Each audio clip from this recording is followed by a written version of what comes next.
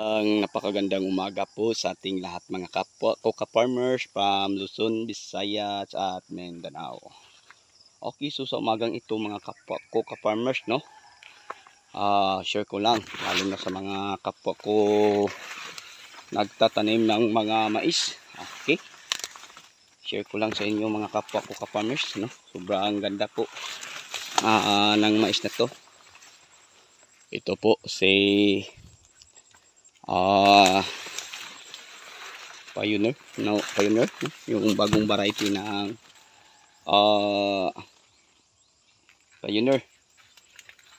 So kaya ako po na ibahagi sa inyo dahil po sa kagandahan sa performance ng mais na to. Sobrang laki po ang kanyang mga bunga, tapos mahaba lang siya. So ganyan mga kapwa ko ka-farmers, no? Ngayon pa lang ako nakatanim ng ganyan kagandang mais. Wow, mapawaw ka na lang, no, sa bagong variety ng mais na to mga kapwa ko ka-farmers. Ayan po.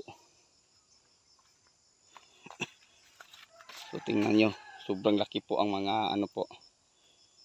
Siguro mga 4 days from now, 5 days, pwede na to siyang kakainin kasi ano po, anagon.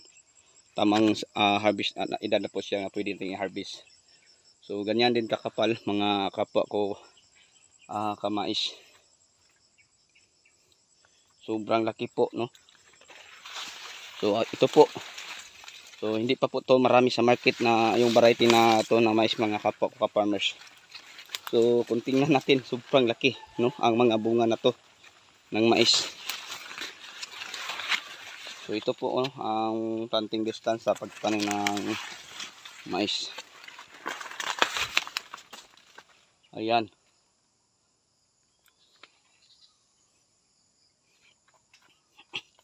So ito po ang daanan ng tubig. Kasi pag malakas ang ulan, malakas ang daloy ng tubig dito. So tingnan nyo mga kapwa ko ka-farmers, no? Kahit saan tayo iikot, sobrang ganda po, no, ang performance ng mais na to. So kaya na ibinahagi ko sa inyo. Okay, ito na mga kamais. Ang mais na siguro kikita tayo. Dahil po sa magandang performance nito. Sobrang laki po ang kanilang mga bunga, no? Ngayon lang ako nakatanim ng ganyan kalaking mga bunga ng mais, no? So maliliit pa ang kanyang laman. Pero tingnan natin, sobrang laki, oh. Halos lahat.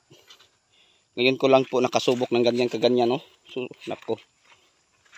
Pawaw ka na lang sa maganda performance sa mais na to. So kahit taan tayo iikot dito sa gitna. Kasi nasa gitna ako sa daanan ng tubig.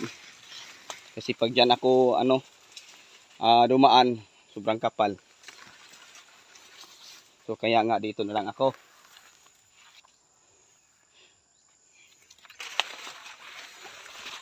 So first time lang namin nakatanim ng ganyang klaseng variety ng mais mga kapwa ko ka-farmers.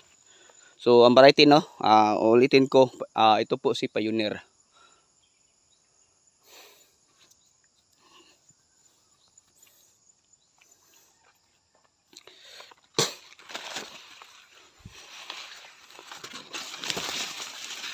Pioneer po ang variety nito mga kapwa ko ka-farmers.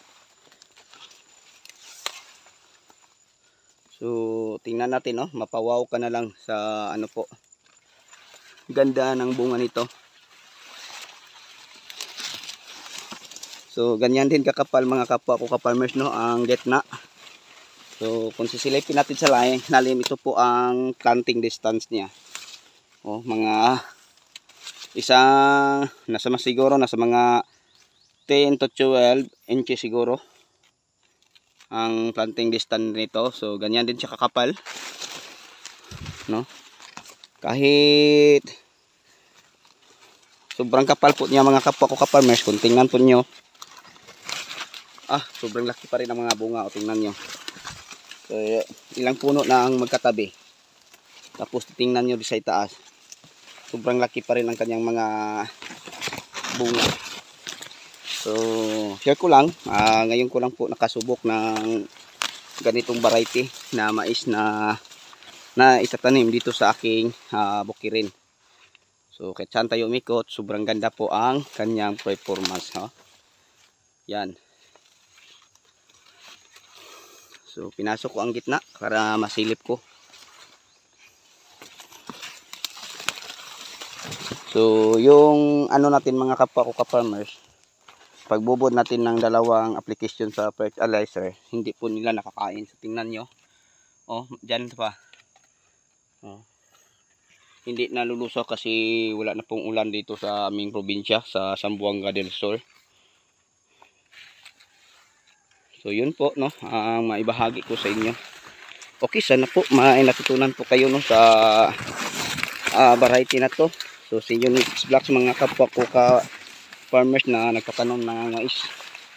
So yun lang po ang maibahagi ko sa inyo sa performance ng Pioneer na mais ngayon. So kahit saan tayo umikot, sobrang ganda po mga bunga ng mais na to. So tingnan natin mga kapwa ko ka-farmers. Nasa 10 inches po ang dampal ko. Lagpas pa din siya. Tingnan nyo, sobrang laki. Siguro kaya na to magtimbang siguro na mga 600 grams. Kasi may tanim akong sweet corn, kadalasan mga kapwa ko ka-farmers ay nasa 5 grams, 6 grams po ang bigat bawat isa. So ito sobrang laki na po ito.